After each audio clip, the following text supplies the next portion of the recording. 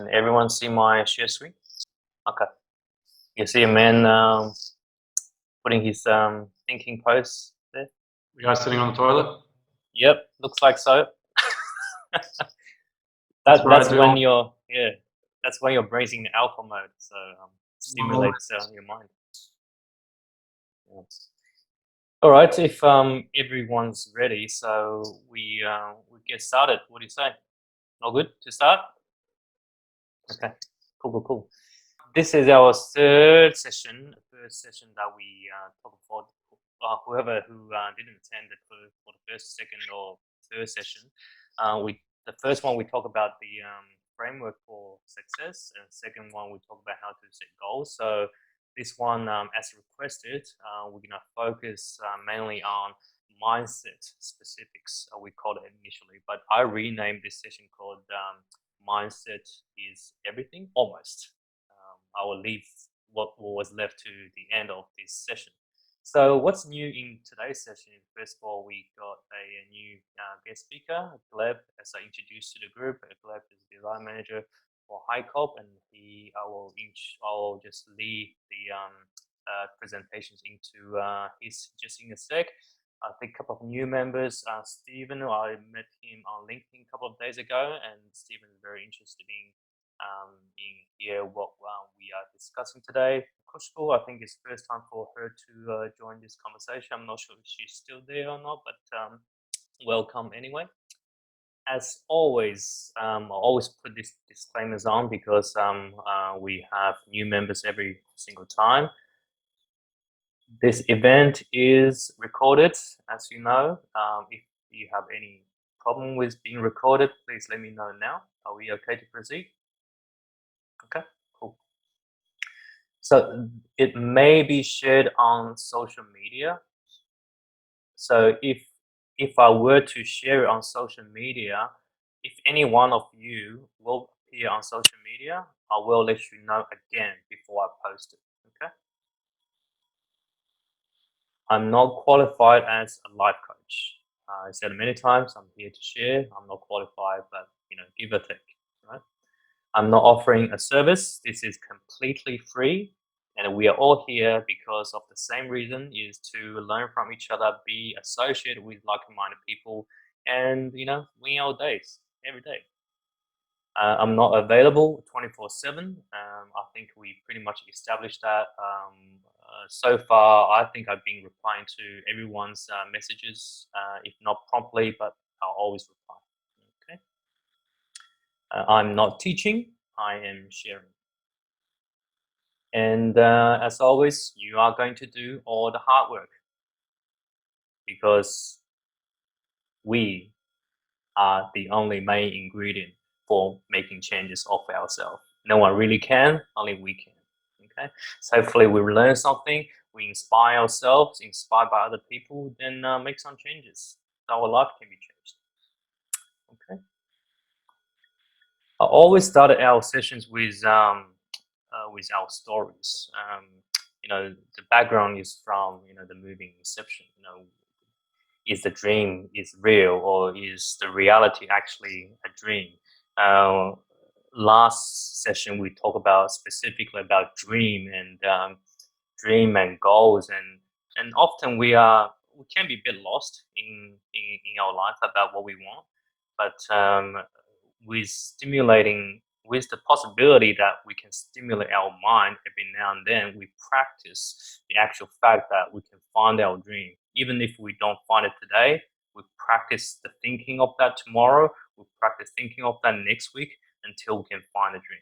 All right, so don't worry. I would like to also share a bit of my story, a story that I haven't told in session 1 and session 2. And for those who doesn't know me, I came from an ordinary family. I immigrated here in 1999, went to senior uni for a structural engineering degree. And after that, I went to a company called Auto-gen, worked there for a decade before I became a partner in PTC Group. So today I want to share about the journey of myself in the uni study. For those who do not know, I actually failed 3 subjects in uni. Lucky I got graduated on time, but ironically, what I failed was concrete structure advanced, and steel structure. Ironically, I am a specialist in concrete structure now. So it's kind of a journey. Like on year 2 and year 3, those are the 2 years I actually failed the most because I wasn't really focusing my energy and time in uni. I was just going out, having fun with friends, joined a lot of clubs, and really trying to have fun in my life. But when things comes to graduation time, I don't want to pay the extra year of time and fees to do another year of engineering. So on the 4th year, I've pretty much taken all the subjects plus theaters plus the 3 subjects I have failed. The reason why I want to share that story is that you can see the power of mindset change, which can completely change people's behavior. So not only I've got the high distinction in concrete and concrete advanced in uni after the second exam, and also I've got the second prize in steel structure in year 4. So with all the energy that's putting very focused, I got graduated on time. So I just thought that every now and then we may be lost in our life about not feeling successful every now and then, but if you put a mind to it with guidance, we can all get there. Every time that we bring our talk back, we want to make sure that we're staying on the framework of success. For those who didn't attend the first session, let's revise it as we go now. So the framework of success includes the heart set, the mindset, which we're going to talk about today. I think there's missing one. Yeah, there's a missing one over there. Heart set, there's mindset, there's skills, there's mentorship, and there's associations there. Who can remember what's the missing piece? I'm having a mental blank today. Oh, that's the vision.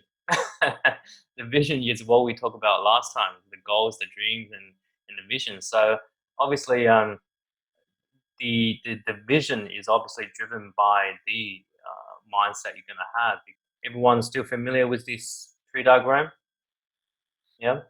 If we go through it again, we'll have the outcome, which is the leaves and fruits that you can see. The branches, they're all your behaviors. So your behavior will drive a certain outcome. Identity is the trunk, and if you have a strong trunk, then you will drive your behavior, and your behavior again, you'll drive your outcome. So today we're talking about mindset, and obviously mindset is something that related very heavily in the belief. Once your belief is changed, you will feel like you're a different person. That means your identity is changing. And how we're going to change our belief is to have a different influence in our life. Associations influence what we read, who we're taking advice from. All right. So if I can just go back to board again. So Sorry, Will. I think is there meant to be something on the screen at the moment? It should be. So I forgot to share the screen, did I? Yeah. Okay. Can everyone see now? Yeah, we can see. Okay. Let's start from this slide. We all remember about the framework of success, yeah? Okay. So if we mention again, heart set, mindset, vision, skills, mentorship, and association. For those who haven't seen the tree diagram, sorry, just run a very quick 30-second thing. Outcome, behavior, identity, belief, and associations. Yep. So that's all we missed just then. So mindset, why is it important? Before I get into the definition of mindset, does anyone want to have a go at why mindset is important? Dennis, since you last spoken, sorry to pick you because you're in the dark. I can almost see you. I think its mindset is important because it directs your actions and your goals. I mean, your goals and success is always going to be linked towards your mindset. So that's why it's important, I feel like. Sure. Anyone else? Subin? I think mindset is pretty important just because this is something I've been trying to set my own mindset every day. I've been at work for 2 years now and it's kind of burning me out, but then it's a lot of mindset on like what I'm trying to achieve today or like what I'm trying to achieve for the future. You saying that you should be good at whatever you're using. I've always tried to use that mindset as like a motivation towards achieving something, because it's always it's like not everything is as easy as it seems, and sometimes you just gotta like put your like perspective and like mind into it. I don't know whether any of that actually makes sense. Okay. Well, make sure it makes sense after this session too. Yep. Yeah. Okay. Cool. Thanks for sharing. Like for those who still would like to share, please raise your hand. But otherwise, it's the opportunity of speaking here is already a mindset issue. Like different people will see this. Some people will see this as stress that I have to come up with something. Some of us may thinking this is an opportunity to learn to speak. To learn to how to present yourself. So this is already a mindset thing that whether you choose to speak or not. So before I move on, does anyone else want to have a go? Hey William. Yep. Yeah, even as Stephen mentioned, I think for me, mindset is what that does define you. The mindset define the actions that you're going to take in the future. That's a personal opinion from my side. Thanks. Thank you. Yeah. Thank you very much. All good. Look, guys, I can't remember where I find this definition, right? But if you have a look at this slide, a mindset is essentially a lens or frame of mind which orientates an individual to a particular set of associations and expectations. I don't want to rush this concept, but if I would highly recommend all of us just to have a read, or even read it 3 times now, just to think in your mind of what mindset really is and how does that definition actually connects to your understanding of the mindset. So it's a lens or frame of mind which orientates an individual to a particular set of association and expectation. So if we're talking about a particular set, and Gleb was talking about we are all in our bubble. I'm using this particular scene to let everyone know, for the same scene, same setting, same box, and same situation, you can see the difference between how you can think outside the box and how you can be stuck in the box. I'm sure we all been told that we need to think outside the box, but what is the actual box? If we ever know, or if we ever been told what the box is, isn't it much easier, right? That we know that we can think outside the box. But often, the box itself is not understood. So I would like to share with you about how I think the box can be understood. Do you think you can connect to a story where when you go to a particular restaurant that you probably almost ordered the same meal they ordered before in most cases? So if you go to an Indian restaurant, you order your favorite curry dish. You go to a Korean restaurant, you order your favorite Korean hot pot or barbecue meat. If you go to a steakhouse, you will always order more or less the same steak. Yes, every now and then you order something new, but your mind always tells you to order something that you are familiar with, okay? And we can't help that, because our minds tells us last time we enjoyed it. It's very hard for us to give up that enjoyment for something that we do not even know what that is, right?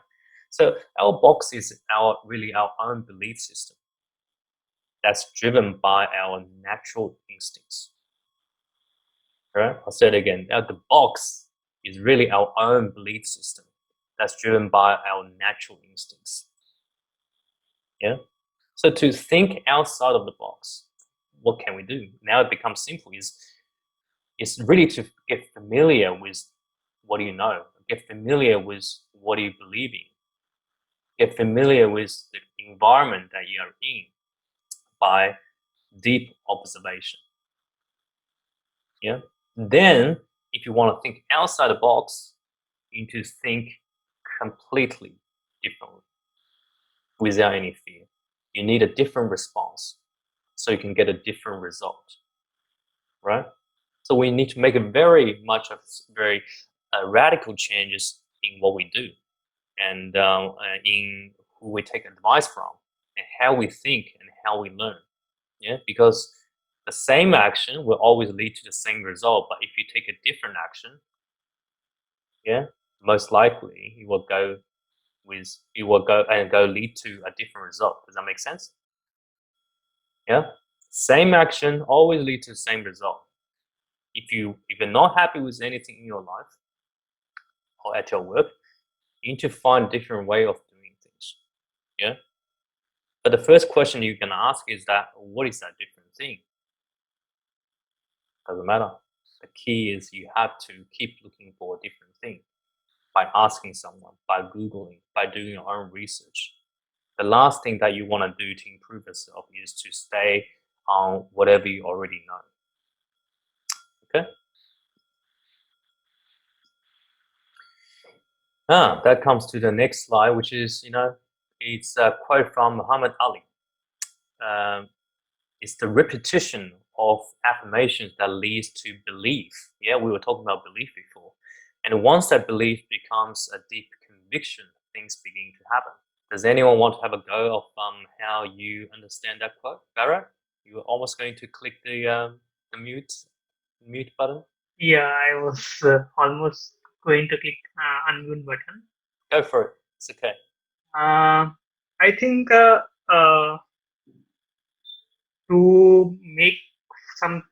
make things happen, first a person has to believe that the thing can happen, and then after believing it, the person need to repeat and make himself convinced that things can happen, and that's how things begin to happen. Very good. Very good. Look, I'll just, it's actually quite good, and I'll summarize that in the next slide, right?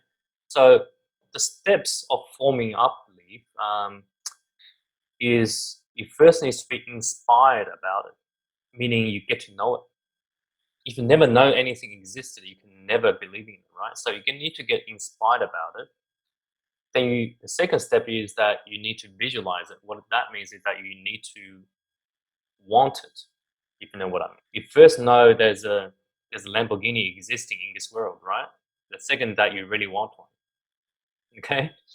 The third is that you making steps to make it realized. Yeah? The realize here is the making something to happen, meaning that putting $1 in your bank, that's moving closer to the goal or the dream of getting a Lamborghini. Right? So you need to hear it, you need to get visualized, and you can realize it. And if you repeat those 3 steps repetitively again and again and again and again, you start to believe in yourself that you can do that, right? So if every day, hypothetically, you can save $1,000 in your bank, would you be in belief that you can afford a Lamborghini or a house or even a yacht or anything bigger? Does it make sense? Yeah, but you don't have to save up to $500,000 today. All you need to do is start to take little steps to form up that belief.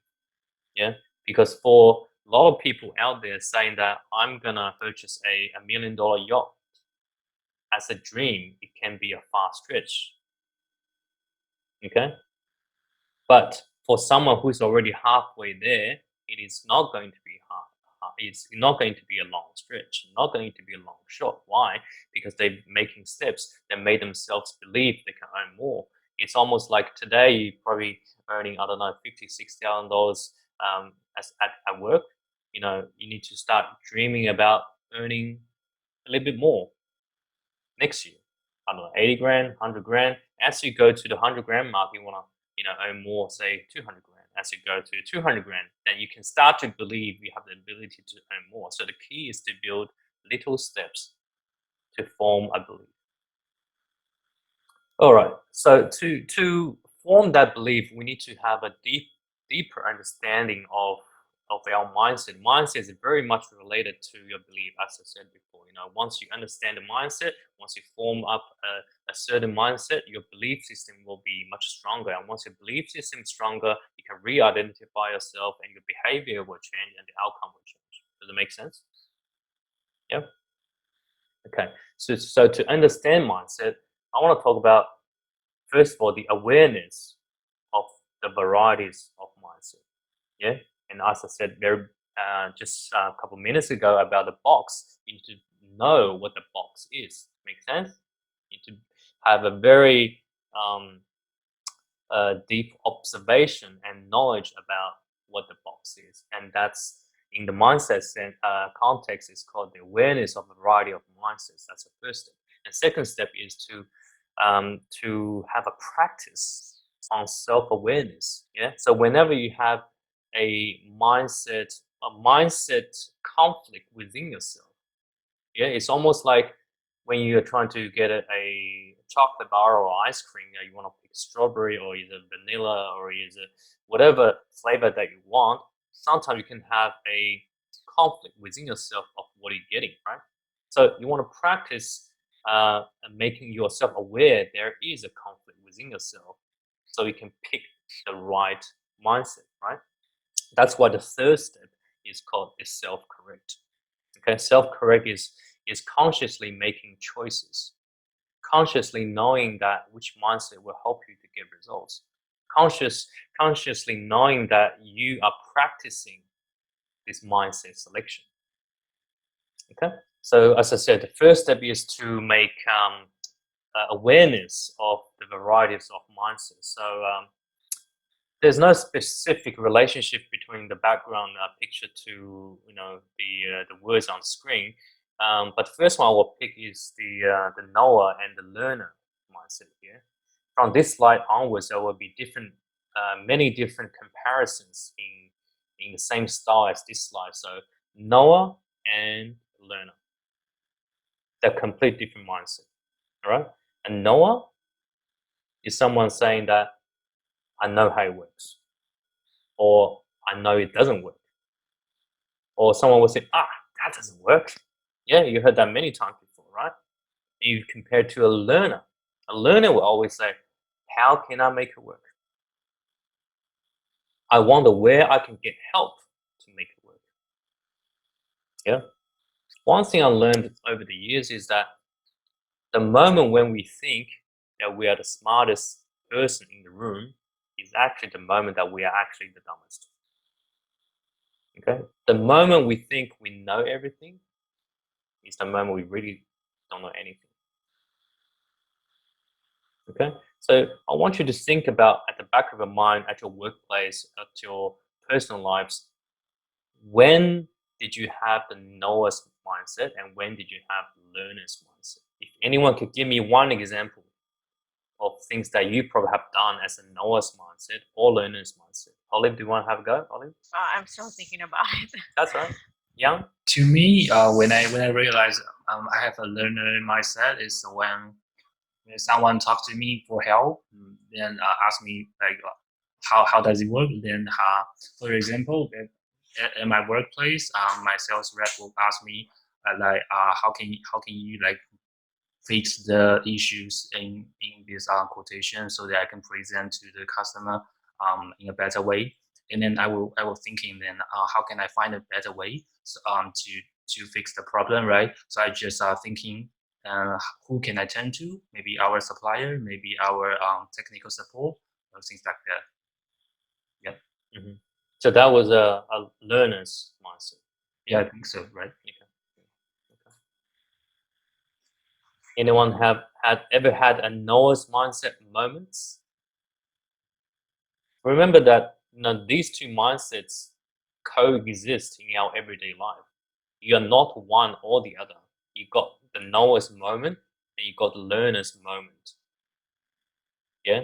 Our goal is to turn ourselves towards learner's moment consciously, because our primitive mind, that our primitive brain cells and how our brain matters are built is we're always going to be on the knowers mindset, because that kind of mindset takes less energy from us. Yeah. So every now and then we will be swaying into the knowers mindset. Yeah. But the whole point of this practice is to know that you momentarily are in the knowers mindset. How can you pull your back to the learner's mindset? Okay. So next time when you think about something that you probably already know, or you think it that definitely doesn't work, take 2 seconds. Take 10 seconds. Think about how can it make it work. Has anyone done it before? If someone has done it before, why can't you do it? Make sense? Olive, you still thinking? Yeah, I'm just thinking like, how can you, how c- how can there be a transition from knowing something and then actually applying it? Because you won't be able to apply those things that you've learned unless you're faced in that situation. And when you're faced in that situation, it's quite difficult to be aware that you're actually in that situation and that you would be able to apply whatever you've learned or what you've read. I think it's not about what you know at that particular point. Yeah, the key is that you have to know that you do not know enough. I think that is the key. Yeah, we have to have an understanding that no one in this world can know everything, and we every very often we will face our unknown moments where when people ask us questions, when people ask us to do something, we feel challenged and we feel stressed. We feel pretty much anxiety because we didn't know the answer immediately, right? And that's when you want to tell yourself that I'm at a knowers mindset where I concluded too early. Yeah, you want to consciously pull yourself to the learner's mindset, saying that let's think outside the box, which is the keyword. Outside the box, knowing that this is the box. How can I do something dramatically different? Okay. Even though it means that it takes much more effort to do something to achieve a result, it doesn't matter how much effort you take. What matters is that your mindset needs to shift first. Okay. Once your mindset is shifted, then you're actively looking for the thing that you want to learn to get you the result. All right. So there's many more similar examples as I go over in the next slides. Just let's see what we have here. Excuse versus opportunity. Right. So it's the same event will happen to a lot of us, and fortunately and unfortunately, like some people see excuse, some people will come up with excuse of not doing things, and other people see it as opportunity to grow. Just like the way that I've just expressed that the opportunity to speak in this group. Some of us will see that as a stressful moment, but some of us will see that as an opportunity to learn. It's almost like when it's raining outside, and if you have a regular habit of having a morning jog, so the excuse mindset will say, no, I can't run today because it's raining. The opportunity mindset people will say that it is the best opportunity for me to test my discipline. And you can see that with these two different mindsets, your behavior becomes different. Yeah, one will stay at home, one will keep running, right, on even the most difficult day. And if you practice either mindset for a long period of time, that forms identity within yourself, right? So in 10 occasions of a rainy day, you went out and run. What are the chances on the 11th day of rainy day you will still go out? Very high, right? Because that becomes your identity. You've already came across that hurdle of your internal conflict of choices. But on the other hand, if every single time you look for excuses, or every single time you procrastinate of doing something, it's very likely the very next moment or the very next day when you're facing the same issue, you will choose to come up with excuse of not doing things. Yeah, I hope it all makes sense. Okay. Next one is amateur versus the professional mindset, right? The amateur mindset will tell themselves that when I'm starting to see a result after a practice, the amateur mindset will say, okay, I stop practice. Very typical example of all the young kids out there learning musical instruments. Like, for example, my son's learning violin, right? Every day you kind of have to force him to play, and as soon as they hit the right note, and they will say, "No, I've done it right. I don't have to play it again." Okay, so I hope you can relate that to your everyday activity in terms of at your work. It's almost like, for example, in your uni, like if you have conquered a difficult question once, what are the likelihood you're gonna get that question in front of you again and do it again? Who's done that before? I've never done that before. I've already solved it once. I don't want to solve it again, right? So, and actual work's the same thing. I've experienced this long journey of getting a particular project across the line. If you ask me again, I don't want to do it again, right? But what professional does is that after practice so much more, and that enables them to perform at a very consistent outcome, what they say to themselves is that I have already done it. I need to do it 10 times more so my consistency can improve. Yeah. So if our consistency of doing something improves, it fundamentally increases our chance of moving towards a particular dream or target that we set ourselves. The next one is or a taker or giver mindset. A taker's mindset, it's not about you as a person. It's about the moment of when we face a particular event, right? So it can be in a situation where you think, I'm not getting anything out of this, so I'm not going to do X, Y, Z, right? On the other hand, where if you're a giver mindset, so if you decide to give, and I'm not expecting anything in return, that's a giver's mindset. Yeah. And if you're a true giver, you would motivate yourself to grow, either grow in your asset or grow in your mind or grow in your knowledge, so you can actually give. And this is a very, very important mindset that we need to understand. It's not just about give or take.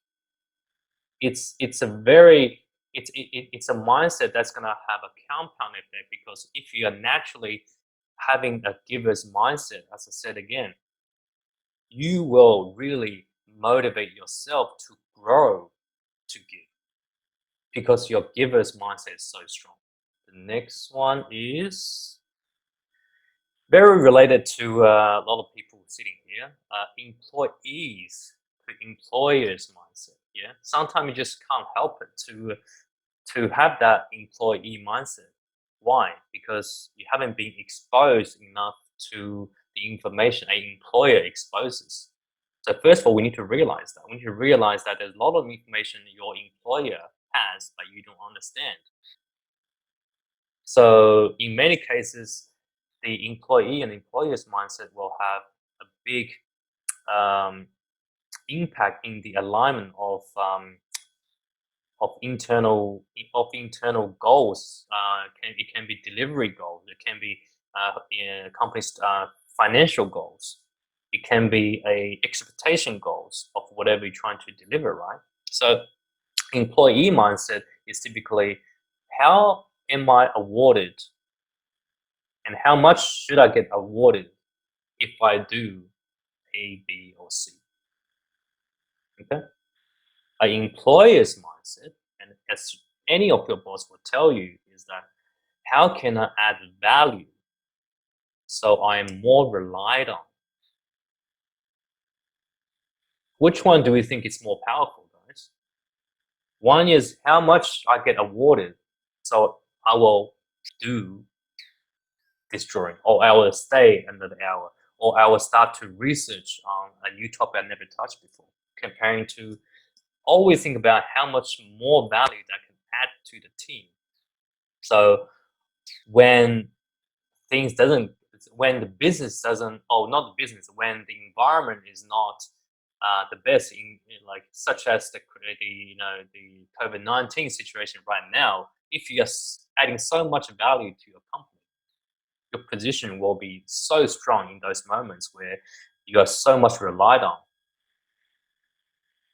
Okay, so you want to think about every day at your work, not about I'm doing what do you do? You're doing what do you do every day? You're writing the report, or you're going to site visits, or you talking, you're receiving calls. You want to think about how you can proactively offer value, meaning that first day you come to work, you start to call your clients, start to talk to your colleagues about what you're trying to do, getting more communication with your superiors and your colleagues about a team effort. Yeah, about a team effort of how you want to put a project together. Always lean in with whoever your manager is. Always lean in with whoever's working together with you to add value. Okay, and this requires practice. Not everyone, like a lot of us has the energy to do that, but it's the mindset was never there, and they were never told to behave like that because we were brought up as employees mindset. When we're young, we're told we told by our parents, we told by our teachers, yeah, this is what you do, and if you do that, you're good. Okay, we never really thought about how we do more to benefit others. If anyone of you has been taught that way, please speak up. If you have been taught in the way that if you do X, Y, Z, it's good enough, please raise your hand. Neither? Who among us has been taught from childhood up saying that I need to do this homework, I need to pass this exam? From my side, I have. Yep. A bit about the employer and employer side. So currently my manager has the employer mindset, but then at the same time, it's also the idea that everyone is replaceable. Mhm. And so when everyone is replaceable, it does, sometimes in my own head, I'm also like, if everyone is replaceable, then there's no actual point of adding that much value unless you are the actual, like, let's say, director of the company. Yeah. So Yep. No, this is a very very typical employee mindset, and I don't blame you, and I don't blame anyone, and because I was at that mindset when I was working for someone. Okay, but the key difference is that once you experience the other side of the role, which is for example, myself, I'm directing the company. I now can experience both sides of the story, and I can tell you from my feedback is that not only when you have an employee's mindset, it's going to benefit yourself, it's going to benefit everyone, it's going to benefit the company. If your company is stronger, your position will become as strong. Yeah, think about it. If every single team members in your company is having a very typical employee's mindset, the company will never become great one day. Okay. So if every one of us can align our mindset with the employer's mindset, you can appreciate that's much more powerful. Yes, you're going to put more effort in, but guess what? You grow yourself as well. The company will grow. And if you put enough effort in, people will see. Even if at the point that, because you've been offered with opportunity to learn something new, you've been offered opportunity to build a stronger resilience in your mind, you won't be scared anymore about you are replaceable, because at that time you will believe your skill is so strong that you can go anywhere and find a job with no problem. So if you think about it, who in this group feels that you can find a job anywhere with any problem? Like, you're so strong. Now, do you have anyone have that feeling? If you have some doubts in that, that means you still have room to grow or room to provide value. Yeah, if you feel like your employer is not relying on you, then obviously you will be nervous, right? How does the employer feel that you can be relied on? Is for you to be always communicating. It's for you to always provide value to the company where other employee can't provide. Okay, have a think about it. Can I just add to that, Will? I think that also, as us engineers, as graduate engineers, or most of us being here, just starting our careers, that's an especially important mindset to have. Like, not to be an employee of a company, but more of an employer mindset of that company. Yeah, so just kind of going above and beyond your daily task and learning as much as you can. Yeah, and thinking more about what your employer wants rather than just your task given Yeah. to you. Yeah. Oh, very good. Like, we're gonna talk about this topic in another time, but I'll briefly mention it here. To become someone who's got the employer's mindset, you can't just turn yourself like that. And you can't just say, I want to become employer's mindset tomorrow without a new knowledge being understood, right? To have the employee's mindset, you need to understand how employees think. To understand how someone else think, you need to communicate with that guy, right? Yeah, to communicate with someone, you have to have the characteristics of honesty and vulnerability.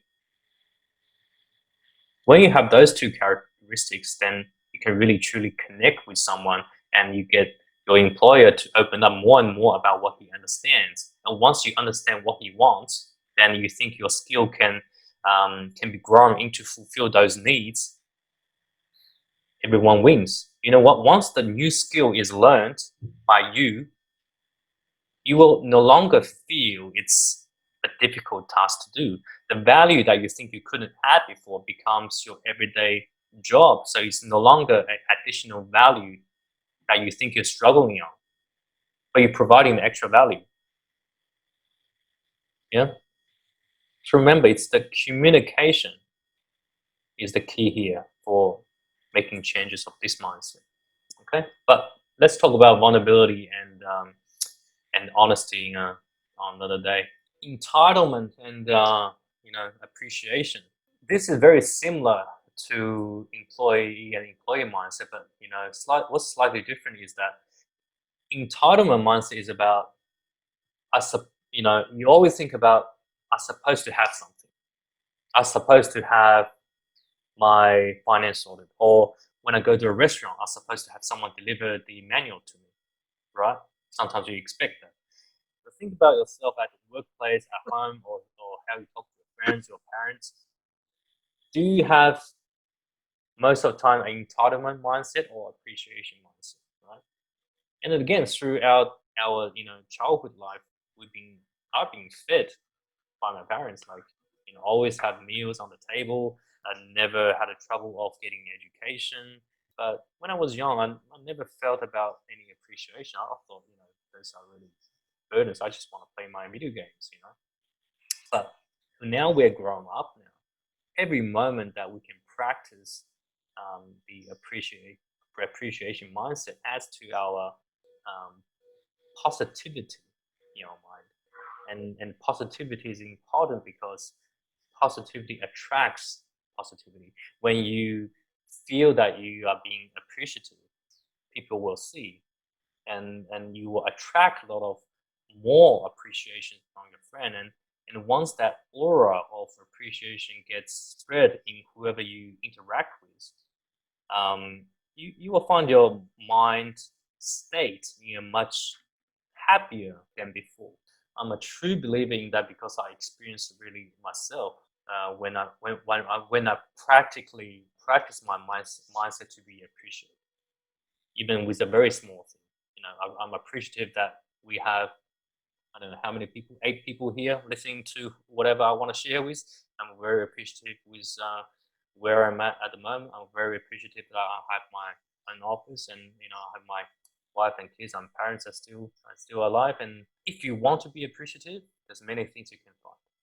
Without being reminded about appreciation, all we can focus on every day is what file that we put off today. What can I avoid any conflict with my boss or colleagues? I hope that client didn't find out that I made a mistake here. All those things will start to occupy your mind. So to flush all of them out, you need to have some positivity to come in, and that positivity needs to be practiced. The way to practice is to have a look around yourself. You have a computer, you have a bed that you can sleep on. You don't have to worry about water. You don't have to worry about your food. If you start thinking all of those every single day, I can pretty much assure you that your mindset will become better. And when you see something that could be a burden for you before, you may start to see it differently because you've been building a foundation of appreciating things. For the same thing that happens to you negatively, you will actively find out how to turn it into a positive thing. We have to understand in every event, there is actually no positivity or negativity in it. It's how we see it and how we label it that matters. The event itself is neutral. This one is interesting. Selling and attracting. Hands up if you have ever written your CV in the way that I'm good at this, I'm good at that, I'm good at everything. You're trying to put everything that's good on your CV. Who's done that before? But in reality, right, if you think about it, you can't be good at everything. The first thing that I would put my doubts into is when I see a CV from someone who's only got a year's of experience or 2 years of experience, and he starts to write all the softwares that's in the market saying that I know this, and that. Right? He's gonna write about I'm good at communication. I'm good at hardworking. I'm a fast learner. Every CV I receive that they're good at everything. It's impossible. The first reaction for people to see something like that is that you're selling. Okay. Who loves salesmen? If someone knocks on your door or someone calls your phone with unknown number, what's your first reaction? What are you trying to sell me? Yeah. If you ever have that reaction at the back of your mind, are you going to listen to what that guy's going to say? No chance, because your mind has already decided that he's a salesperson, right? Same as your CV. My mind has already decided that, you're trying to sell me something. Yeah, that CV will swipe to the right. Instead, if you change your mind in terms of from selling to attracting,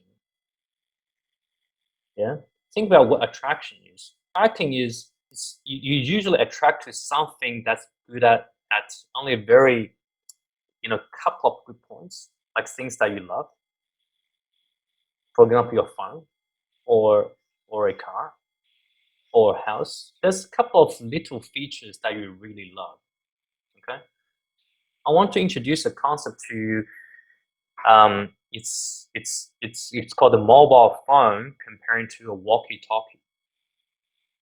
Yeah, in the case of the CV, right? Everybody is trying to sell me a mobile phone. Why I'm saying that is because mobile phone can pretty much do everything. Yeah, you can do your messaging, your emails, your photos, your web browsers. But if you're presenting me with a mobile phone that I've never met before, I've already got my Android phone. I've already got my iPhone. Why would I want you, right? And you're so new. If there is a brand new mobile phone brand just came up, are you going to buy it? Are you going to give up the phone that you always use to now and to get the new phone? Not likely, even if it's from a reputable brand. Yeah, when first Google Pixel come out, the sales wasn't good either because everybody was so used to the other phone brands. Yeah, but what's gonna make you unique is if you think yourself as a walkie-talkie. Why walkie-talkie? Because walkie-talkie does one thing, and one thing very well. And he doesn't need to worry about any other functions. Yeah. If you ever going to have a chance of using walkie-talkie in the event of where you're in a big conference, you need to talk to people, or you're working in a restaurant that you need to communicate between the kitchen and the front desk, walkie-talkie is the key. No one uses mobile phone for that. Everyone uses walkie-talkie for that. Why? Because it does one thing so well, and that walkie-talkie doesn't need to be branded. That's called the attracting. When you think about buying something, right, you want that thing to work exactly for what you want with a focus. So next time when you write your CV, I want you to distinguish of what you're good at to what you're normal at. Okay? You don't have to actively write down what you're bad at. But if you're really good at something, if you're really confident about something, elaborate. Put a page on. Yeah, design your CV in the way that the reader's attention gets attracted to that CV, to that section of the CV you want people to see. If you align that particular skill you have that you're good at to whatever the job advertisement is looking for, you got a job. I can tell you that you will have much higher chance of getting that job if you put your CV that way. Yeah, because you're no longer really selling. You're putting a focus, laser sharp focus on something that things will come. Okay. The other example is that the sun will make you warm, but laser penetrates. Will understand that? The sun will make you warm, but laser penetrates. They're all radiations, but they do different things.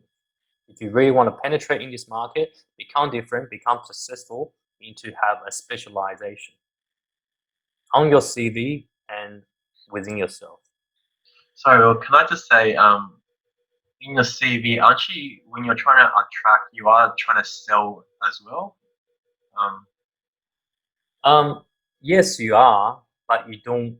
You want to sell it in the way that there's only one thing that is good.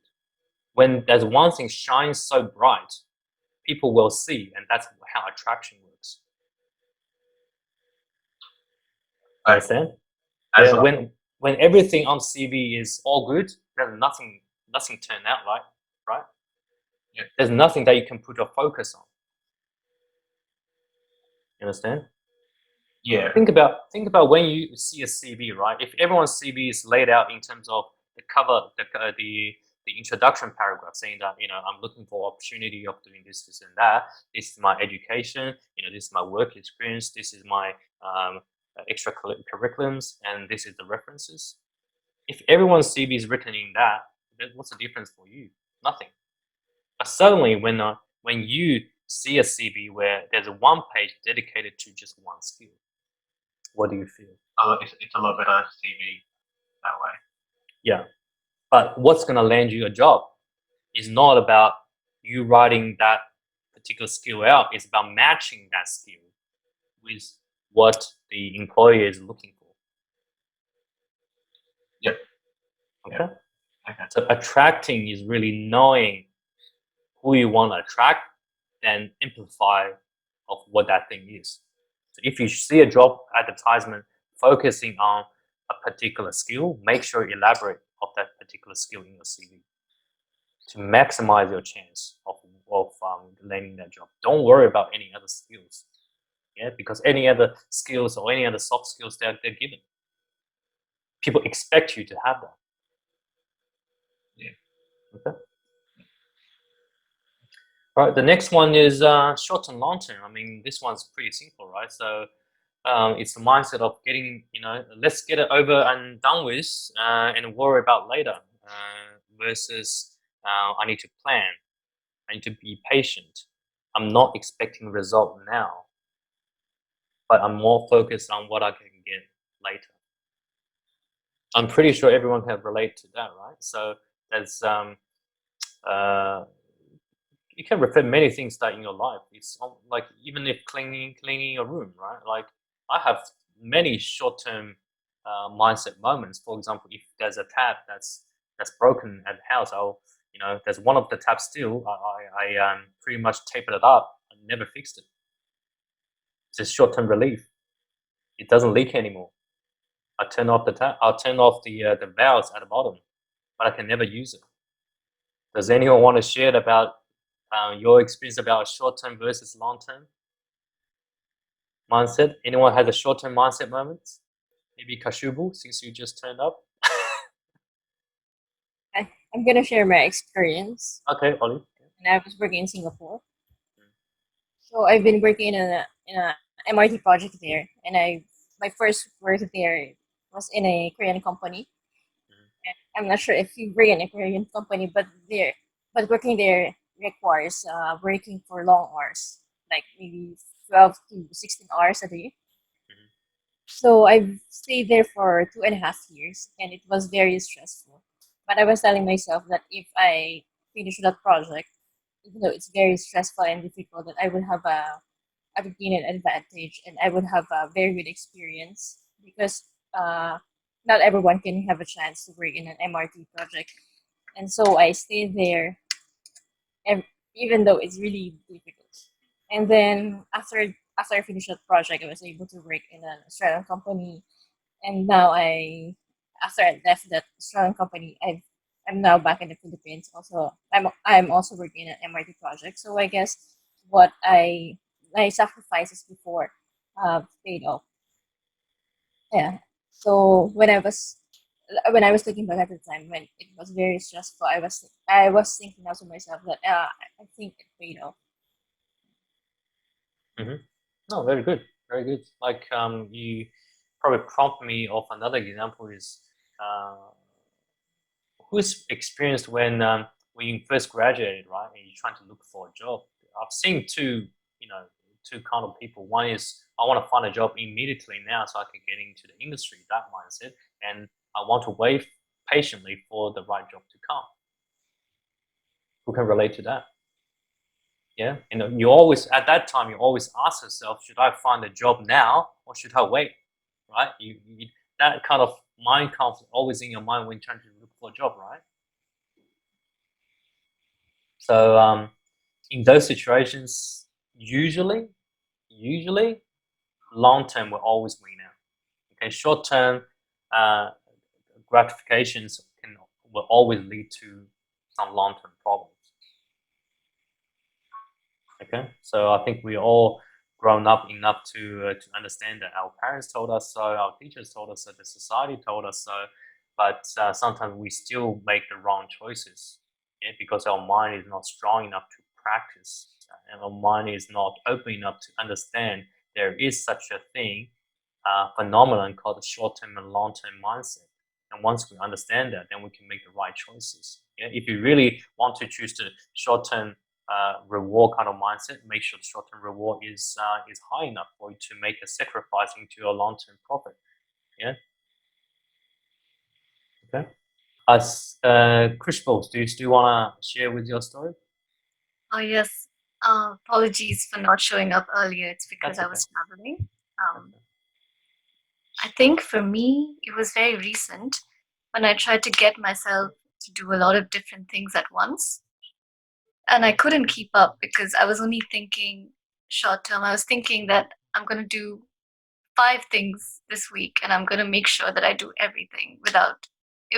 For me, it was more of a good habit rather than thinking of how it can actually help me out. And it was very difficult for me to keep up with so many things because I just started out.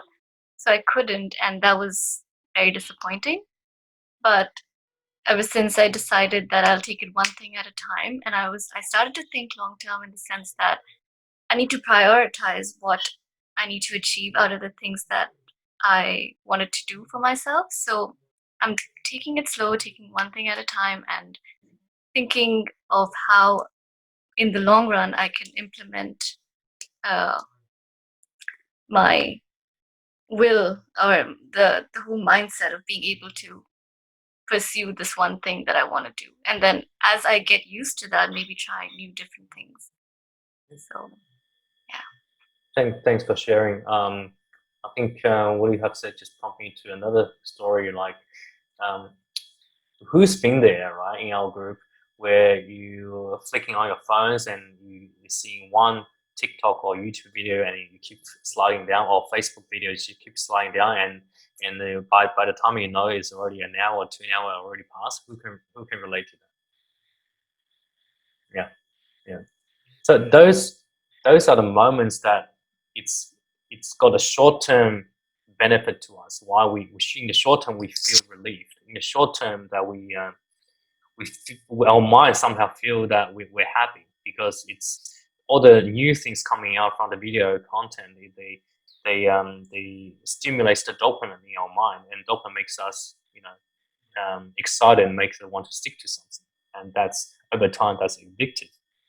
But we sometimes don't realize that was a short term benefit and having have a very bad long term consequences, because all the time they have wasted on those social media, on those videos, day in and day out, can be accumulated and be replaced by something else that's much more meaningful, like readings, much more meaningful by writings, much more meaningful things like plannings, or even meditate yourself, or even treat yourself with a great cup of tea or coffee.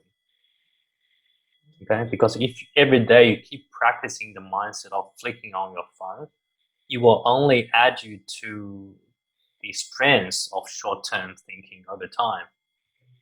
Yeah, not only on the situation of flicking your phone, but also on the situation of other matters. When there is another important event happening in your life, right? You would rather choose the short-term benefit rather than long-term. It can be in your marriage, it can be in your friendship, it can be in the next job you have. For example, if you're currently being paid off, I don't know, a certain wage, 60 grand, if someone else offering you 20 grand, right? But the other company may not be as stable as who you're working for right now. What are your choices, right? So these are some of the examples of short-term and long-term thinking, and it also depends on what's the other companies doing in the long term. It all ties together. But if you're so used to short-term gratification, often you can't help it to choose the wrong one because you're so used to it. The next one is process versus outcome, and this is oftenly misunderstood as well. Before I speak more about process and outcome, can I ask any of us to have a go at what do you understand as a process-focused mindset? What do you understand as an outcome-focused mindset? Yeah, I can give it right. Yep. Process mindset is the one which basically focuses on the process and the way through which we get the outcome, irrespective of whether we get a positive or a negative result.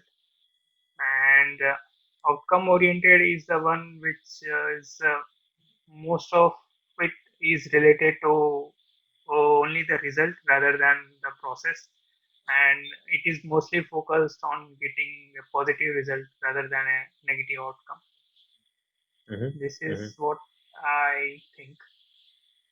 Thanks for sharing. It's very good. Look, the other thing about the process-focused mindset is that the process-focused person have to enjoy the process to do something.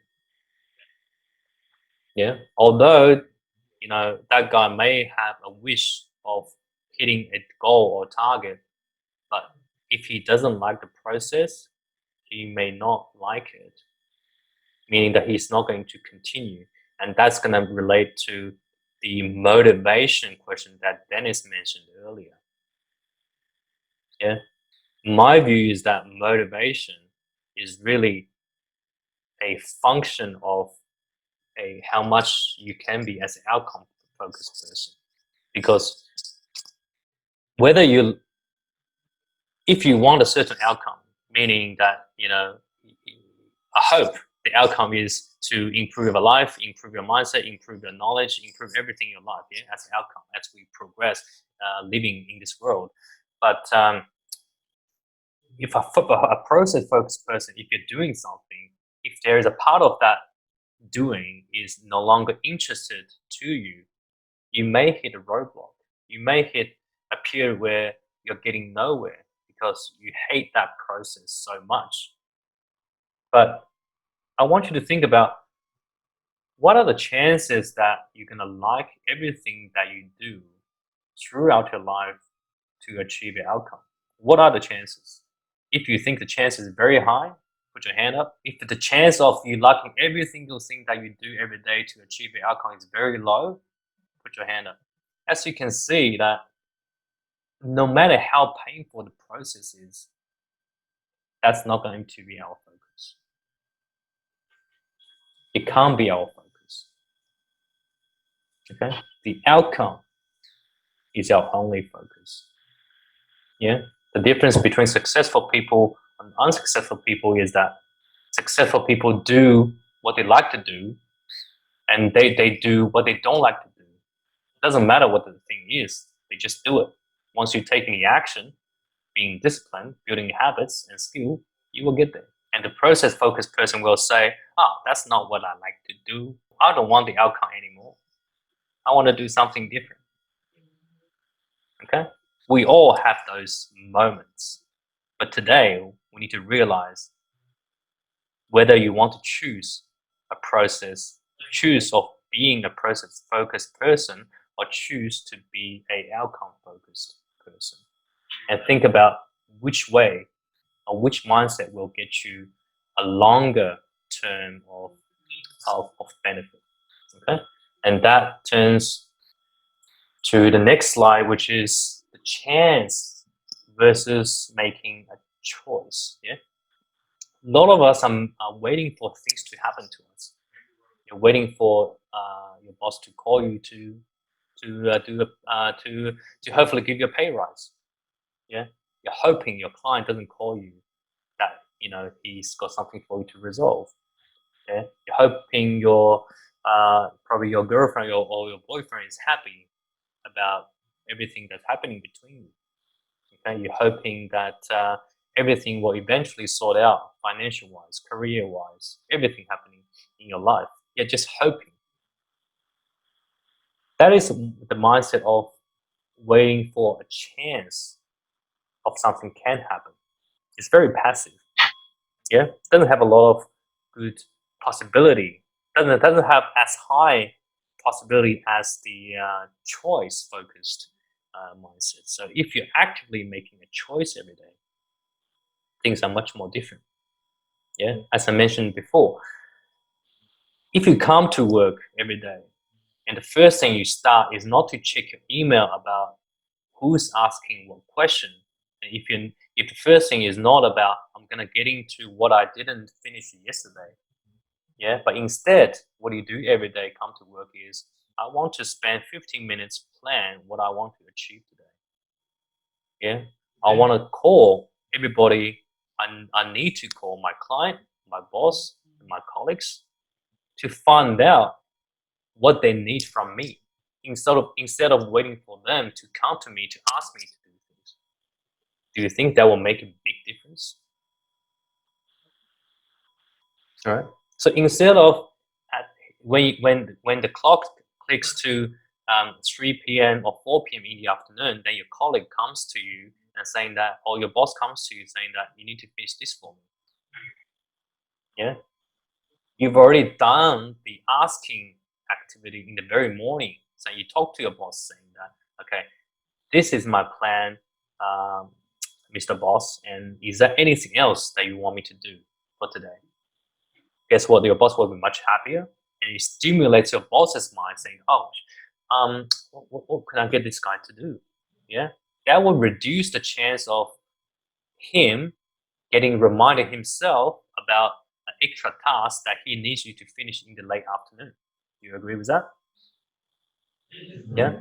If that behavior becomes a habit, you start to make an influence on your boss's mind saying that, okay, this guy or Dennis or Yang or whoever's here, this guy's gonna come to me every morning to ask me things to what I can give them today. I better be prepared. To appear professional, I better be prepared to get this guy going because I know this guy will come to me and ask for things. If you keep practicing that more, right, you're making influence to people around you that you didn't know you can influence. And suddenly that influences your life, influences your daily work, reduces your stress, getting your day sorted, and everything turns out to be completely different. So I urge you to try that approach. Yeah, as soon as possible, if not tomorrow.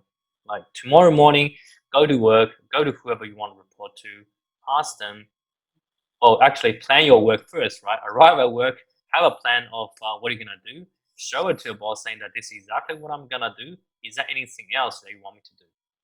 Yeah, and after that, start calling your client saying that, hey, how are you going? Is everything okay? Are you getting everything you want? What's the next process of your project? What can I do upfront for you? Yeah. Guess what? If you don't ask those questions, those tasks will come, but the way that it will come to you is uncontrollable.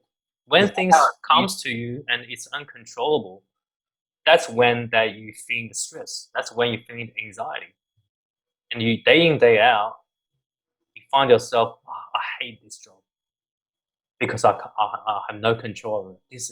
You're gonna start to complain saying that this is an industry. The industry is like this. It's construction. Everybody wants everything like now. Yeah. Do you often tell yourself that? Yeah. The customer always come to you to want everything today in the next hour. Yeah. Can some of us relate to that feeling? Yeah. So Dennis, you want to say something? Oh no, I was just gonna say, is that how you start off your day, Will? Yep. On a daily basis? Yeah. Every day, I'll show you. This is, for example, today. I just grab off my today's plan of what I need. Maybe you can't see my today's plan of what I'm gonna do. Right. I've got the project related tasks. I've got the tenders I need to chase. I've got the tenders I need to submit down there, and I've got my daily admin tasks over here. So every day I come to work, I write this down. Yeah? It doesn't matter if it's a repeat of what I wrote yesterday. I still write it down. Yeah. On the other hand, I found writing things down really stimulates me. It gets me to think. Yeah. And if I really want to accomplish that task, I would hate to write it down, the same task every single day. Don't you agree? So at the back of my mind, I'd rather not to write it down, right? Because I want to finish it, so I don't have to write it down again on the next day. Yeah. Yeah. So this is the basic principle, not saying that anyone can do that so clean. Yeah. You might be able to do that tomorrow, but you won't be able to do that the day after or the day after that. But if you're moving towards that habit anytime during the week, maybe the following week or the week that's followed that or the month that's following that, you will exercise that habit more often. You understand? So this month you have 2 days that you have planned out. Maybe next month you're gonna have 5 days to plan out until one day that every day you feel the urge to plan something. Every day you feel the urge of taking action before events happening to you. Okay? That's called making the choice rather than waiting for chance to happen to you. Yeah? I can tell you that is almost the most important and life-changing mindset that I have learned. All right, there's always there's a catalyst. Last time we were talking about catalyst of goal setting, which is the motivation part for whoever's interested. You can watch it, or if you haven't been here before, there's a link in the WhatsApp group. If you want the link again, just let me know. So in our case of mindset, what is the catalyst of setting a good mindset, right? It's actually this 3 kind of effects, I would call it, like a law of attraction I've mentioned many times, and I'll emphasize again why it's important is that it's only when that you're so attached to something then you start to observe. It's very important. When you don't care about anything, you won't observe it. It's almost like when you're getting a new car, say it's a Toyota or BMW or whatever that is, you start to notice everyone on the street, on the road, is driving the same cars you do. You start to spot the same car, same color of cars that you have. Law of attraction. So meaning that when you want something so well, you start to see things that's related to that particular matter that you want to take control of. And once I want you to use that law of attraction in mindset in a way that if you want to become towards more a outcome focused mindset person, you need to keep thinking of that every single day. So you can train your mind at every single event of whether you are process focused or outcome focused. Are you making a choice today, or are you waiting for change to happen? Is what I'm doing today having a long-term or short-term effect? All those things become self-aware. Yeah, remember the second step of knowing the mindset is about self-awareness practice, and law of attraction is the catalyst in that. Okay, and once all the things that start to happen around you, and there's a positivity in your mind, and that positivity will drive your mind into a placebo effect. Placebo effect is when, for example, in the medical world, where a doctor can prescribe a particular medicine to a patient and telling the patient that this is going to cure your disease, and in the actual fact that the particular pill or medicine does not have any scientific, what's it called, composition of formulas or ingredients that cure the disease. But often research find that once the patient is told that pill is going to cure him, the symptoms can start to reduce from the patient magically. Yeah, it doesn't work on every single case, of course, but that placebo effect, it has been scientifically proven. Yeah? And on the flip side, placebo effect is the completely opposite. If you always think about bad things going to happen to you, you're going to be attached yourself, or you're going to be observing things around you that's negative. Yeah, and over time it accumulates more and more, and you becomes that negative person. Yeah, and that will shape your identity. So make sure that you're using the law of attraction in the positive way to drive your healthy mindset even stronger. Okay? I hope that all makes sense. Any questions so far? All good? All good? Okay. Okay. Here's a challenge for you for today, right? I want everyone to think about this question. If your boss ever asks you, saying, how would you respond if your boss told you that you need to work for 24 hours each day for the next 3 days? It's not about whether you're really going to do it or not. It's about what comes up in your mind naturally if you imagine yourself being told that way. Take 20 seconds, 30 seconds to think about it. Subin, what do you feel like?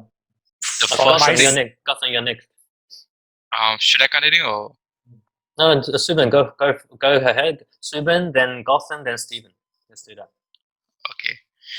The first thing that comes to my mind is like how it's going to be mutually beneficial for me and the company if someone asks me to do it, like work 24 hours for 3 days.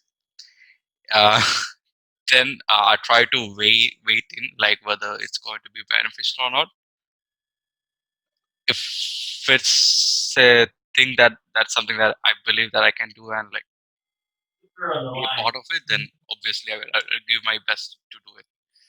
But I don't think like 24 hours for 3 days, it's not humanly possible.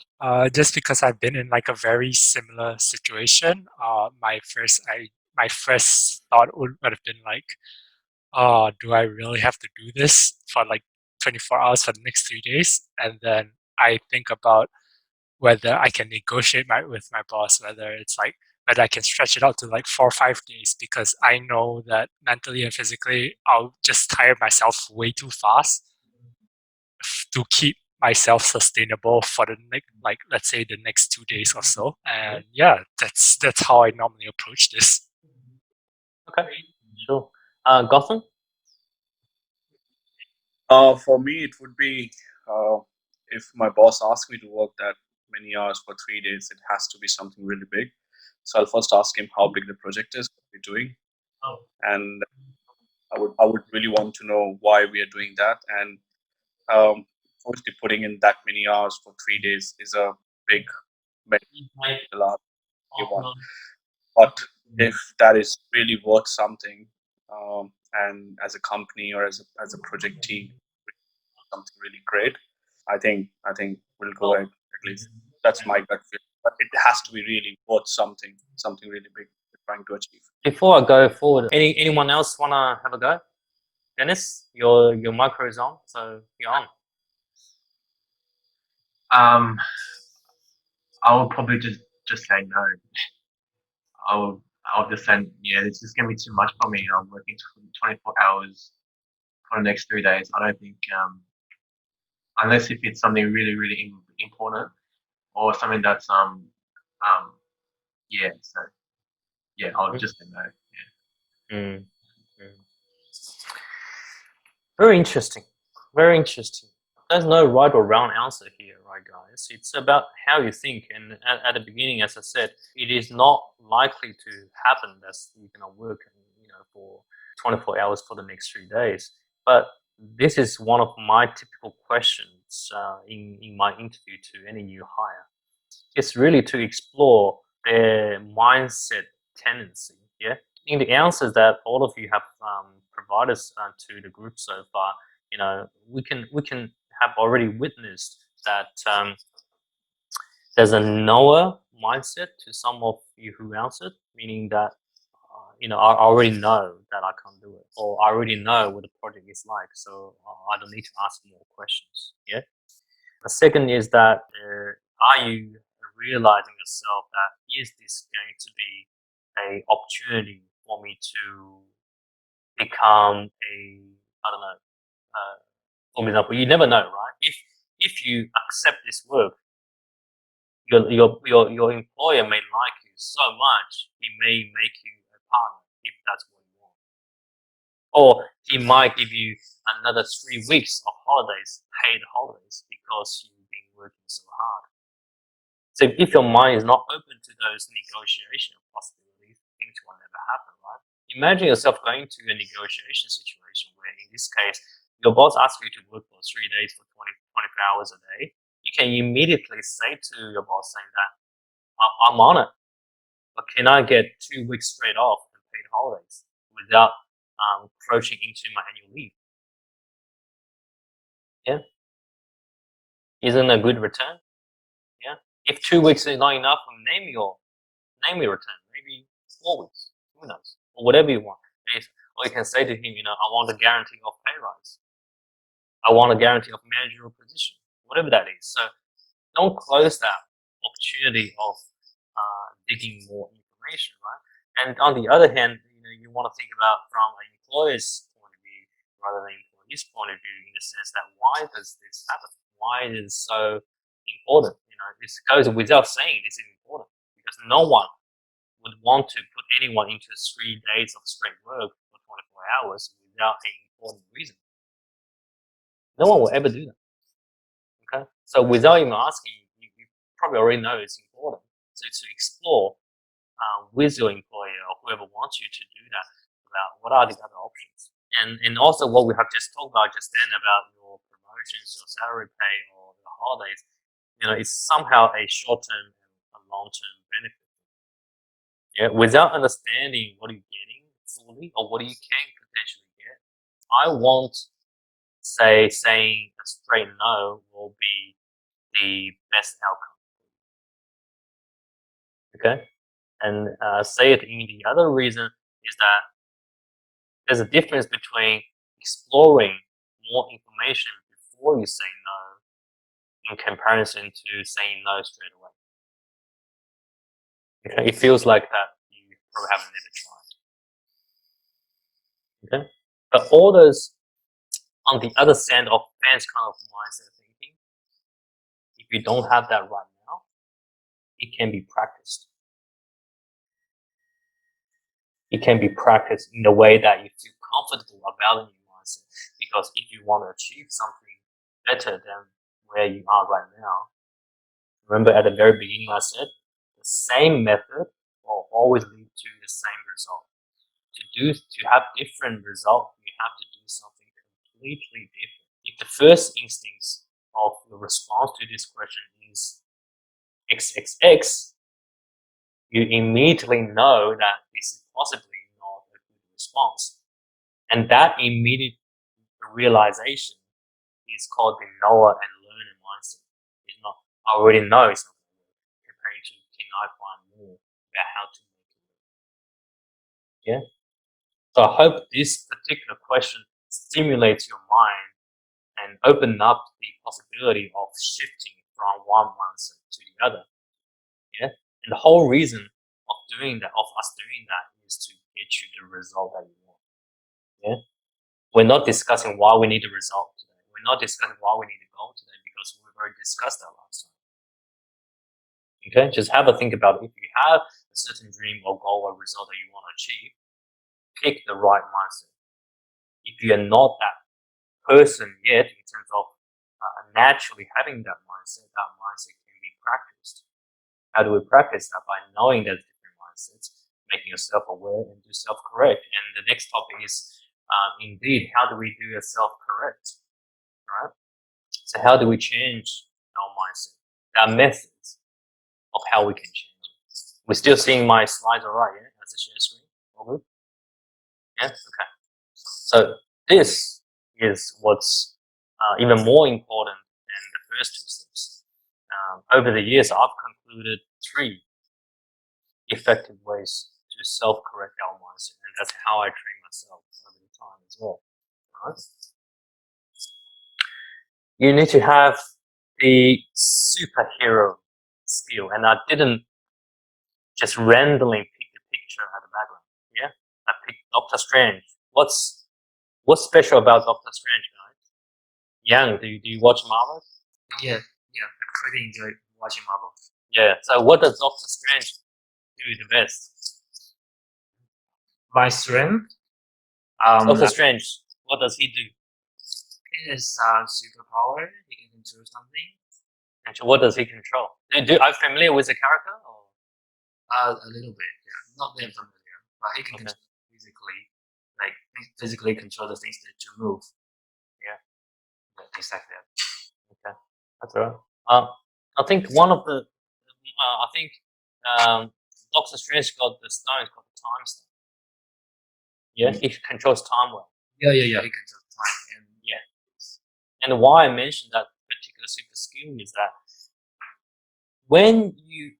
after you have made a choice, or when you're about to make a choice of something, I want you to use that particular superhero skill of time control. Is that, for example, if you already made a choice, yeah, and you regretted that choice, you want to have that scenario played in your mind as if the time gets rewinded, saying that if I ever face that situation again, what would I do? Would I be choosing the same thing that I have already done, or would I do anything different? Does that help?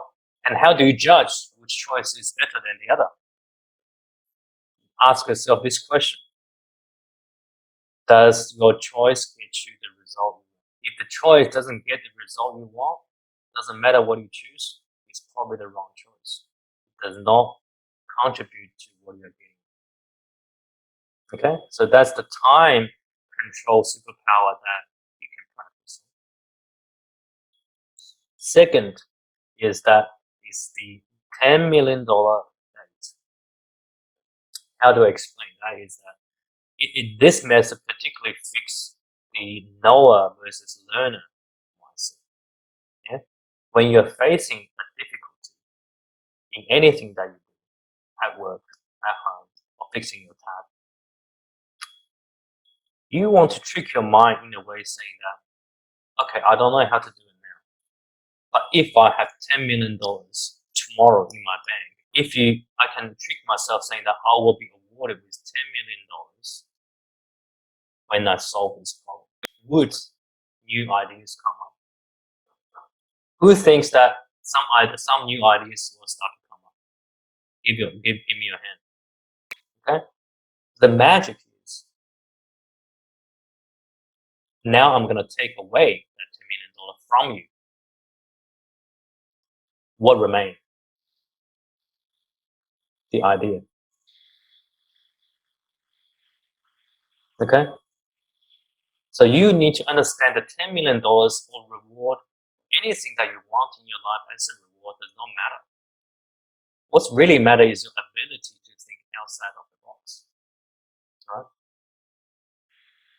So that's my second, to solve any problem that I encounter. Okay? You may use something different. It could be a house. It could be anything that you think is tangible for you that can motivate you to come up with new ideas. Yeah? But $10 million works just fine for me. Third is the entrepreneur's spirit. Who wants to give a go at what entrepreneur is in general? Why is entrepreneur a particular set of people out there in this world? Subin? Yeah, I would say people who are willing to take risk. I think risk taking is the most important factor that would say like what make entrepreneurs different from other people. Oh, yeah, that's my take. Yep. And cool. who has like a lot of innovative ideas? The same things that's been done, but like coming up with different ways or different steps to do it. Yep. This is a extension. Very good analysis. Like this is actually the extension of the second method that we have there.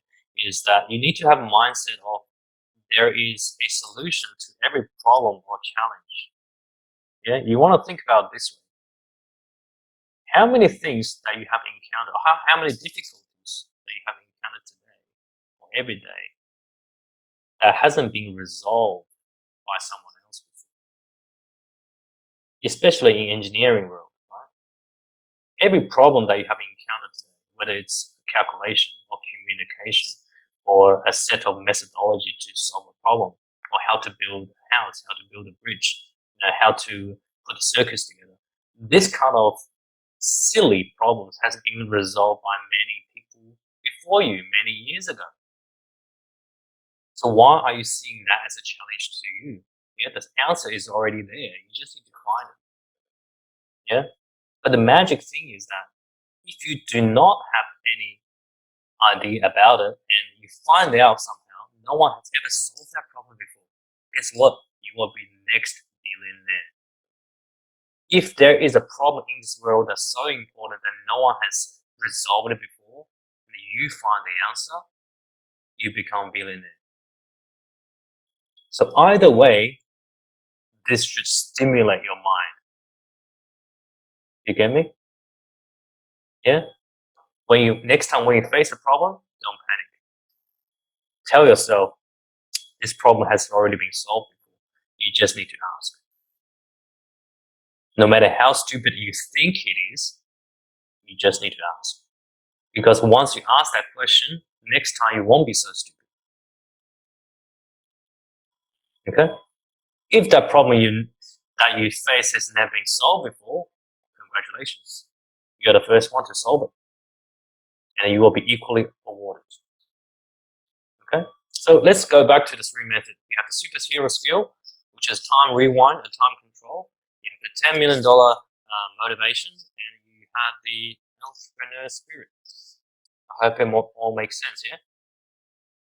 Who thinks just by using those three methods will already help you to assist you to convert your mindset a bit? Who think they're easy to use? Okay, only two people have put their hands up. That means, do we have a full understanding of how to apply those three methods? If applying those three methods at the same time is difficult, maybe just apply one at a time. The favorite one is learn from past mistakes, which is the time control superhero power. If there's anything that you have regretted so far about making choices, we want to come back to see what you want to choose again. Just be honest about yourself. It's okay to I've chosen the wrong path, but it's important to understand how I can choose the right path next time. So mindset is everything, but almost everything. Why? Because it takes a lot of actions. The first step obviously is to practice the mindset. Yeah. Then you have to actually do the things your mind tells you to do. So without taking actions, you won't form your belief. I mentioned at the very beginning of this talk that it's the little actions, yeah, that forms up your belief gradually. Yeah. Once you can walk, it's like you probably don't have a memory of when we were 1 or 2 years old when we start walking, right? We first start walking next to probably holding onto a bedside or coffee table or something. Yeah, we walk 1 step, 2 steps, 3 steps. We fell, we got back up, and we walk again. Over time, we got confident that we can walk 10 steps. Over time, we got confident, we start running. Yeah. So the key is to again understand that you have a vision or you have a desire to run first, then take small steps to build up your confidence. So eventually, the small steps will build up to, the final goal that you want to achieve. Okay, it's a lot of actions. If we summarize what we have talked today, our mindset shapes our beliefs. Mindset can be learned and developed. Yeah, no one has a stuck mindset. We all have a different kind of mindset moments. You may have learners moments. You have knowers moments. You have process focused moments. Yeah, but you're never one or the other all the time. Your job is to figure out what benefits your final goal. You need to practice your self-awareness in your mindset choices. Use the 3 self-correcting super skills that we just talked about. Take a lot of actions. Okay. Homework. This week's homework is very easy. Okay. Write down just 1 mindset goal that you would like to achieve or practice for the next 90 days.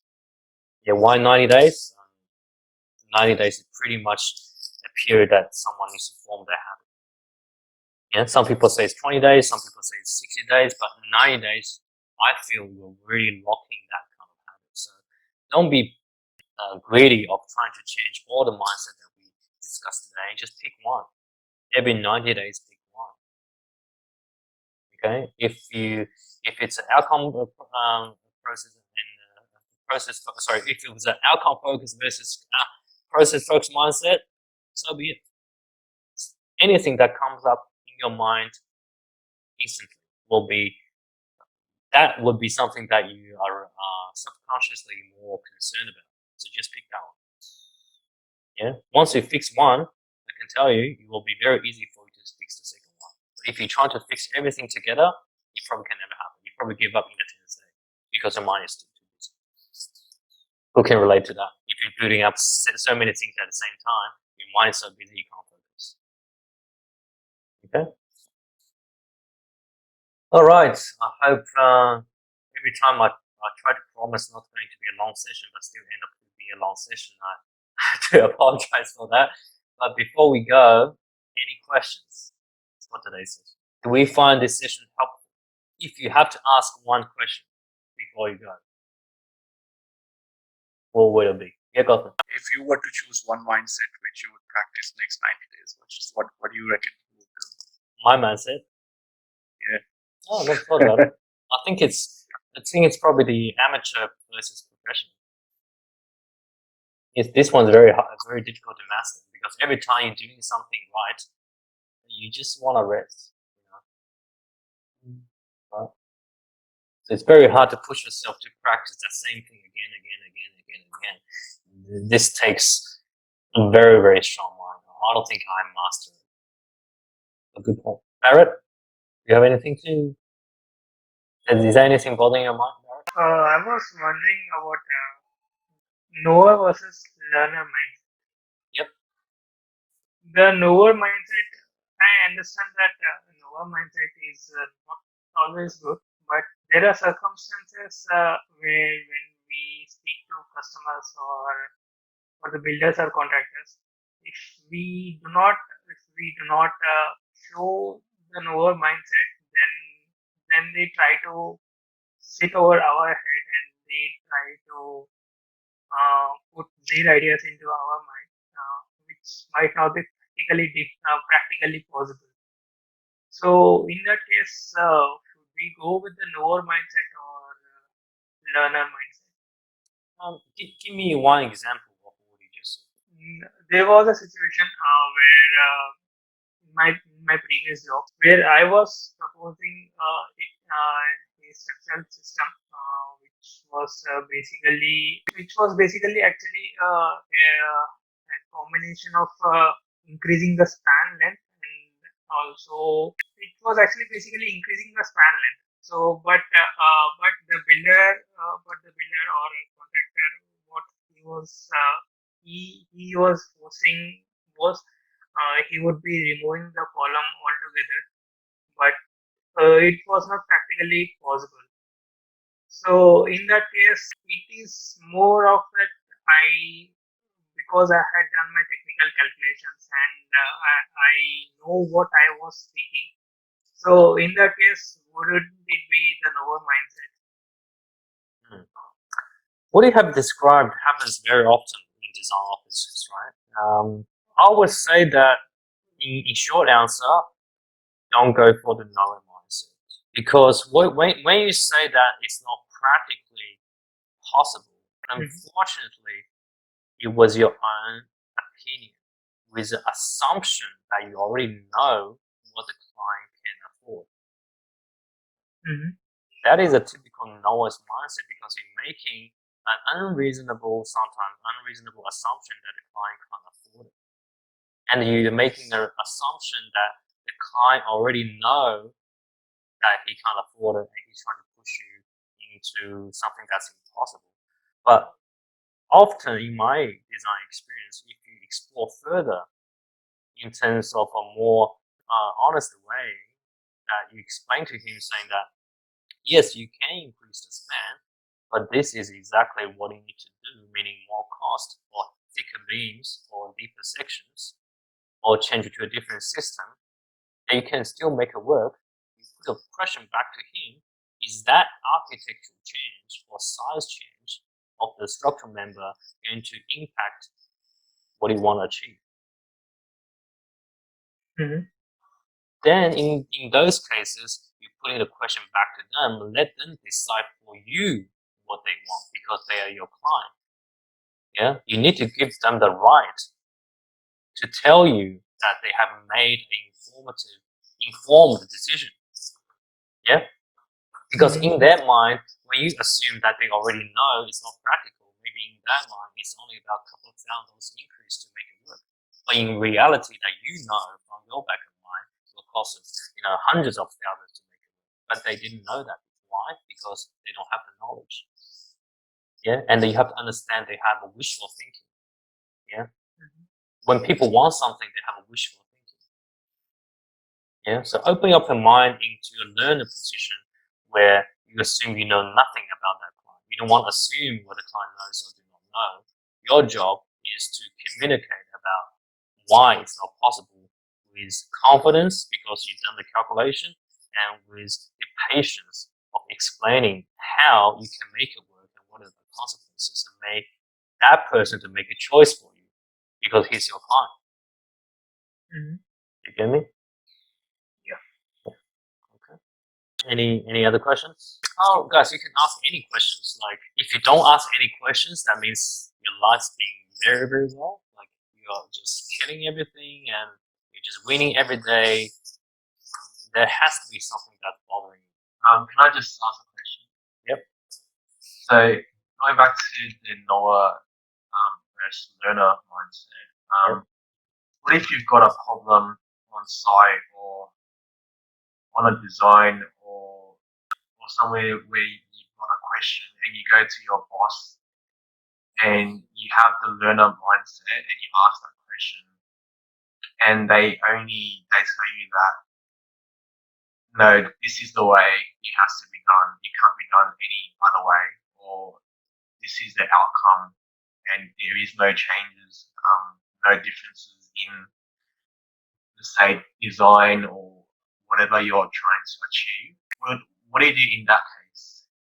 If your boss is very persistent on his answer and there can be no differences in his judgment to that question.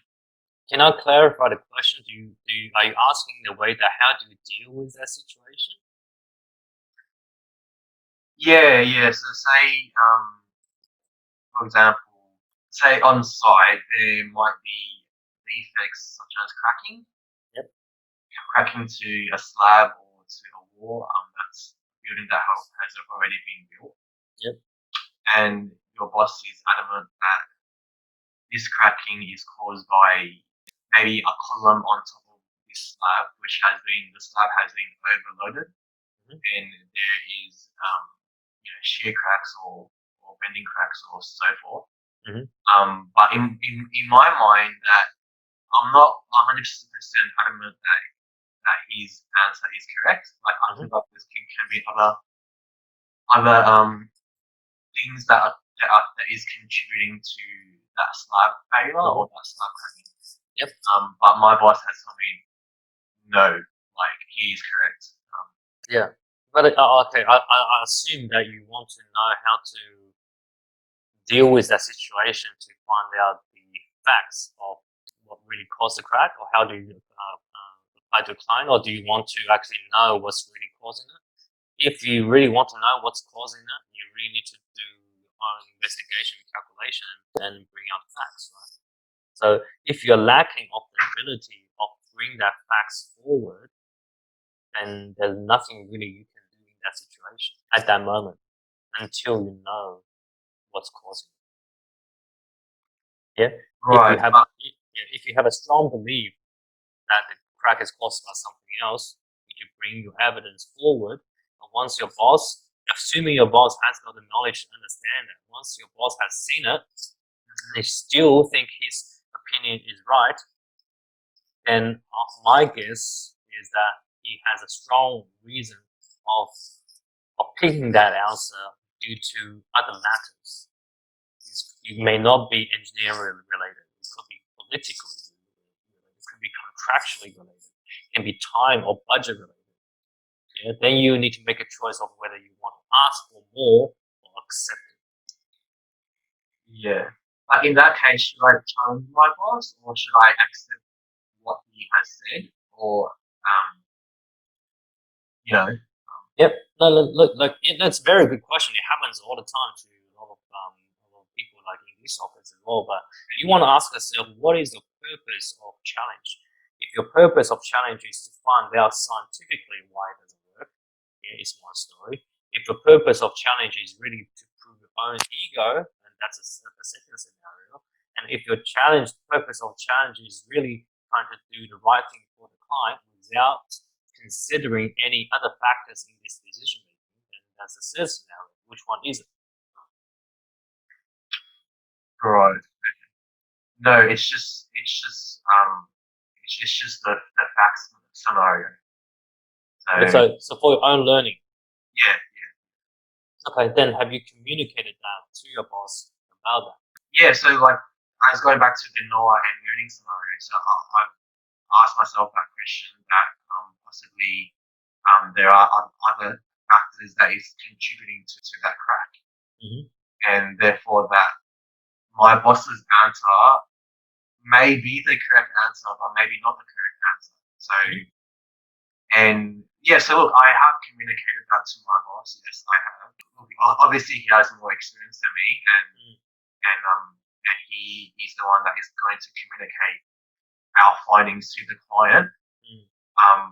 So yeah, look, so he's going to communicate what he thinks is right, is correct. But I just thought, like, having the learner mindset, how do I address that issue in the future? But from what you've said, is just going back and communicating that to my boss and see what he said. Is that right? Yeah.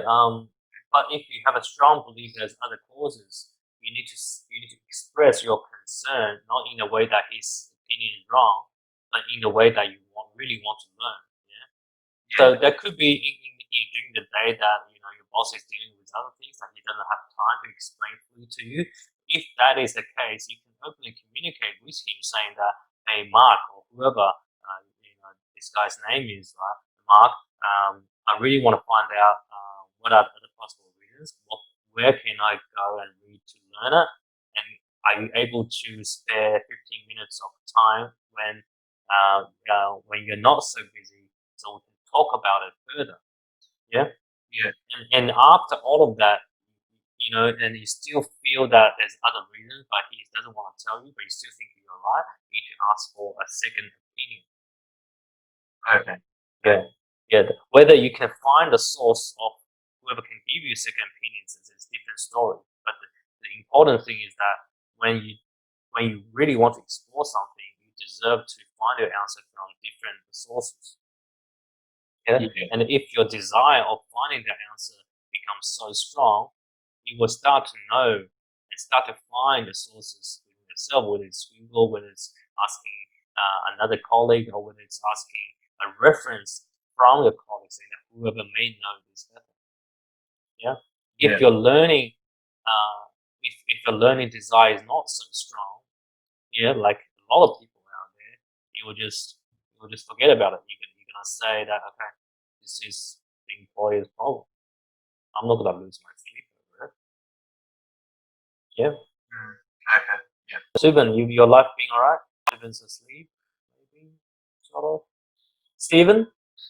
Yeah. I was just gonna ask, do you think it's easier to shift into a learner's mindset when you're kind of like building your own, like, let's say, business, because you're always constantly trying to learn new things to improve, as opposed to working for somebody where you rely on your past knowledge and kind of being like know it. I won't say know it all, but like more of a knowers mindset. Very, very good question. The reason, I've mentioned many times, the reason why that a lot of us are in the knowers mindset more often than the learner's mindset is because the way that we got raised up. The environment we got raised up a lot of times does not enable us to become creative. Yeah? And that's another very deep topic, but in a sense is that there hasn't been any good chance for us to be associated with the opportunity to become the learner mindset. Yeah? Even after today's session, after you have been explored or explained about the difference between knowers and learner, it will still take you to make an action to practice a realization of it and to practice the shifting of it. Yeah? Every day from now on, after this session, when you encounter a problem, if you keep practicing the knowers mindset, your learner's mindset will never become better. Okay? That's regardless of whether the environment will drive you to. Yeah? Stephen, the reason why, I'm guessing the reason why that you want to become entrepreneur is that, first of all, you feel the curiosity of what it is like. Yeah? And second of all, there must be something that you pursue in your life that entrepreneur status can give you. And if that is the case, this is related to the dream and goal setting that we talked about last session, which you were not here, but I'll give you the link. I hope you have a good listen to it. Is that once you have so much of your desire, we tend to create the environment for us to have a mindset change. But we often don't realize that ourselves until we talk about all of this today, right? So the benefit of the session today is to dissect all those feelings that comes to you, but you didn't know what it was before, and now you know. So you can make a clear choice, and to make a clear choice, you need to practice your self-correct. And that self-correct can be corrected by your own mind by judging whether your mindset choices will give you your result. Yeah, I hope it answers your question, Steve. Yeah, it does. Just from this session alone, it's like it seems like there was a lot of things to take in. So kind of just slowly processing it. That's right. Look, this session is recorded. I'll post it in the WhatsApp. Stephen, if you want to be keeping in touch, I can invite to the WhatsApp group that we have. I think I missed the opportunity to introduce you, Stephen, to the group. I think your background is a bit unique compared to everyone sitting here. Do you want to take the opportunity to just to introduce yourself? What do you do? Where you come out? What are you trying to learn here in this group? Yeah. So hi, I'm Steven. I'm not an engineer, but I work as a data analytics for a e-commerce company. Been working there for about two and a half years already. Within the first year or so, within the first year or so, I did feel quite burnt out already from the really long working hours. And I also grew up with parents having their own business. So I do have, I guess, from growing up, there was this whole reinforcement that you should do your own business and enforcement, but this never really came to me till much later, like a year ago. And so lately I've been trying to venture out and see what I can learn instead of, doing a whole lot of self-growth and self-development. Because for me, I've kind of felt that while everyone's ahead of you, it feels such a race to catch up. So, I'm just hoping to like learn something from, mindsets, and in terms of like changing your mindset and being motivated to do things. Because for me, I've done things for like 30 days, and then after a while, I just stop doing it and I completely forget about it. Yeah, so just hoping to learn like the science behind it. That's fine. Look, everyone at some stage feels that they are behind, but I can tell you a very short story, right? In 1983, there's a young guy, there's an old guy, when he was 61, and his name is Cliff Young. And back then in 1983, there was ultramarathon race that's being held in Australia. Someone needs to run from Sydney to Melbourne, competing who's the fastest runner from Sydney to Melbourne is the ultramarathon. So Cliff Young was born in a farm. Yeah, he's never been an athlete before. All he did was just chasing the sheep and chasing the goats and trying to get them into where they're supposed to be having activity at. He attended the ultramarathon with many other professional athletes in the group. Yeah, so but he ended up winning the game, right? And I'll tell you why he won the game is because while the other athletes, they're all running, let's say about 20 hours a day or 18 hours a day. All the other athletes actually slept 6 hours or 8 hours each day after they run. What Cliff Young did different is that he kept running 5 days, 15 hours straight off with no sleep. And he ended up winning the race with 15 hours or something as an advantage compared to any other people that's attending the race. And he was at his age of 61. No one would have expected he won. So the story is that it's never too late to start anything. And if you want to catch up, you just need to put the hard work in and never stop. Okay? Thanks everyone, and sorry to keep all of you so late. Hope you get a lot out of this session. As always, if you have any questions, just send a question in WhatsApp group or even direct message me. So my only hope is that you guys get something out of this session. There's a lot. If you get one thing out of the session, it's already a win than yesterday. So think it that way. Okay. Good night, everyone, and hope you have a good rest of the week ahead. Thank you, Will. Thanks, Will. Bye. Thank you, William. Bye, everyone. Thank you, William. Thank you, William.